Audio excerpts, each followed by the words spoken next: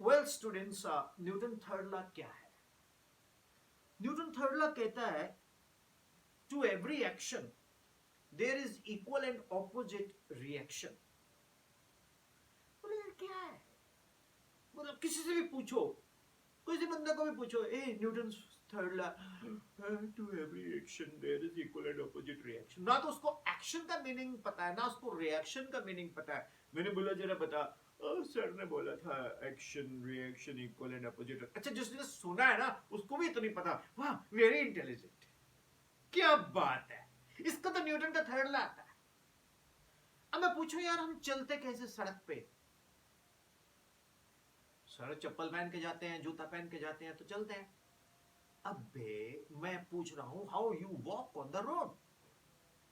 क्या है यार, क्या उटपटांग सी बात कर रहे हो? हम सड़क पे कैसे चलते चलते हैं यार, हमारे टांगे से चलते हैं।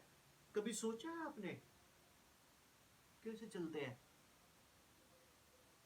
भैया, आप अपने पैर से सड़क को, अर्थ को, धरती माता को, जो सड़क बनी है उसके ऊपर, या फुटपाथ बना हुआ है, या जो रोड बनी हुई है, उसको आप पीछे की ओर पुश करते हो और वो आगे की ओर आपको पुश करता है।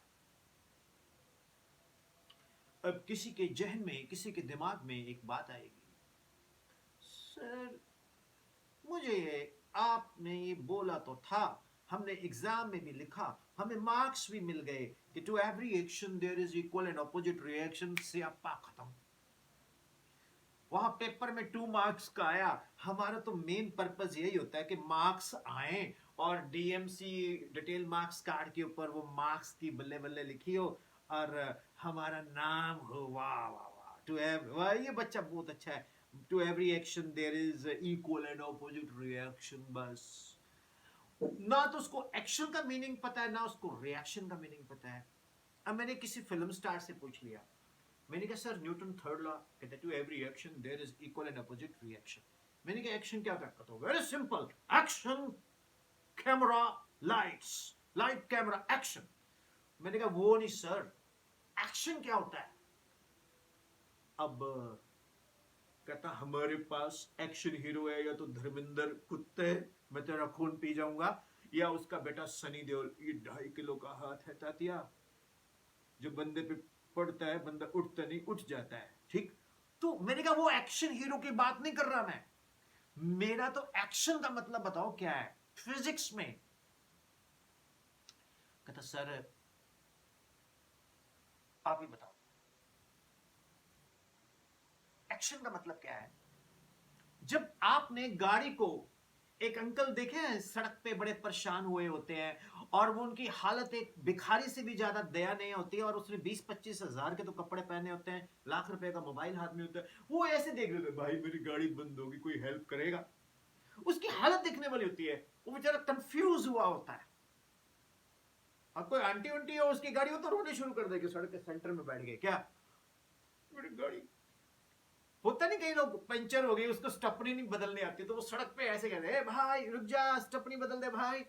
बोलेगा यार कमाल है, गाड़ी चलाते स्टपनी नहीं बदली। वो पता उनको उल्टे, जब टेंशन होती है तो नट जो है ना वो लूज करने के बजाय और टाइट करने शुरू कर देते हैं कार के टायर के। मालूम है, जब आप गाड़ी खड़ी है उसको साइड पे लाने के लिए धक्का मारते हो तो गाड़ी के ऊपर आप करते हो एक्शन, और जो गाड़ी जी है वो सड़क को पीछे की ओर पुश करती है, सड़क उसको आगे की ओर देती है रिएक्शन। इनफैक्ट जब आप गाड़ी को धक्का मार रहे हो, आप गाड़ी को धक्का तो मार रहे हो बाबा, लेकिन गाड़ी जो है वो सड़क को पीछे को धक्का मार रही है।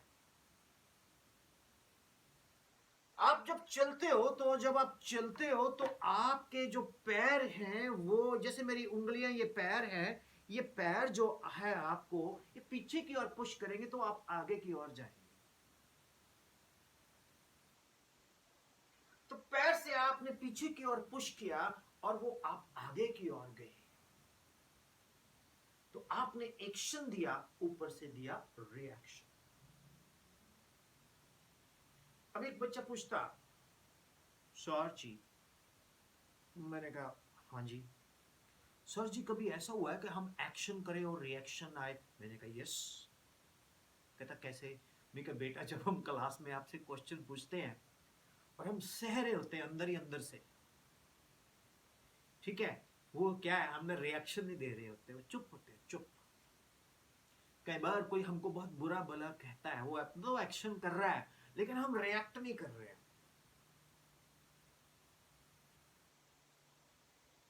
तो बिना रिएक्शन के एक्शन होते ही नहीं।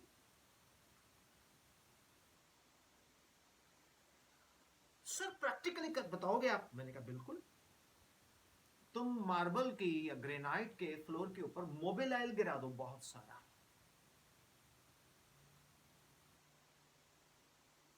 फिर अपने दोस्त को बोलो कि तुम इस पे वॉक करो, उसका मून वॉक हो जाएगा उसके ऊपर, वो चल नहीं पाएगा अच्छे से, ऐसे ऐसे करता रहेगा, ऐसे ऐसे ऐसे। ठीक है सर, कोशिश तो की उसने पर वो नहीं चल रहा, क्यों? अर्थ आगे रिएक्शन ले। आपको पता है ना, आपको पता है ना पहाड़ों में आ, जब बहुत ठंड होती है तो पहाड़ों में पानी जम जाता है सड़क के ऊपर, जो पिघला हुआ बर्फ का ग्लेशियर का पानी जम जाता है, उसको शीशा बोलते हैं।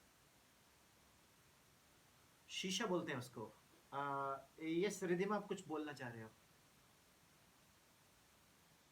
No, sir. अच्छा, बिल्कुल। So you said that shisha, and we call it yan or something like that. होता है ना, वो बर्फ जम जाती है, पानी पानी जम जाता है, तो सुबह सुबह उसके ऊपर फिर वो पीडब्ल्यूडी वाले रेते का ट्रक लाके रेता गिराते हैं, होता है ना ऐसा, ताकि गाड़ी स्लिप ना करे। कभी देखा आपने कि गाड़ी का टायर घूम रहा है और गाड़ी आगे नहीं जा रही? किसी ने देखा ऐसा? Yes, sir. कौन कौन बोला? Yes, यस, लक्ष्य लक्ष्य। sir. हाँ, तो वो क्या हो रहा है अंदर से? अच्छे जो अंदर अंकल बैठा है ना ड्राइवर, वो परेशान है, वो और रेस दे रहा, और पीछे जो बंदे मैगी खा रहे हैं उनके ऊपर गंदी बर्फ गिर रही है, रेत गिर रहा है, अब क्या कर रहा है यार तू?